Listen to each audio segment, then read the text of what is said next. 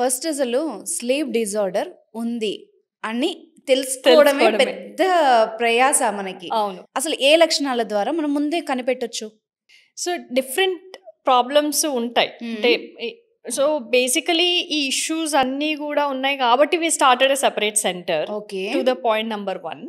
Point number 2, sleep డిసార్డర్స్కి వచ్చేసి మెయిన్గా గురక, నిద్రలేమితనం, నిద్రలో ఒకవేళ నిద్ర పట్టడానికి ప్రాబ్లం అవ్వడం, లేదు అని అంటే నిద్ర పట్టిన తర్వాత మెయింటెనెన్స్కి ఇష్యూస్ ఉండడం, పొద్దున్న లేచిన తర్వాత ఫ్రెష్నెస్ ఉండకపోవడం, క్వాలిటీ బాగాలేదు అని ఫీల్ అవ్వడం, అసలు నేను నిద్రపోయానా లేదా, నాకేంటి ఇంకా డల్గా ఉంది, ఇంకా పడుకుంటే బాగుండు అనిపిస్తుంది, లేజీగా అనిపించడము, డేలో తొందరగా అలసిపోవడము, బాడీ పెయిన్స్, హెడేక్ ఇవన్నీ రావడము, కాన్సన్ట్రేషన్ సరిగా ఉండకపోవడం, మెమరీ ఇష్యూస్ ఉండడము, తొందరగా ఎమోషనల్గా ఫీల్ అయిపోవడం, తొందరగా ఏడవడము, తొందరగా బాధపడము, చిన్న చిన్న వాటికి ఇరిటేట్ అవ్వడము, కోపం తెచ్చుకోవడము.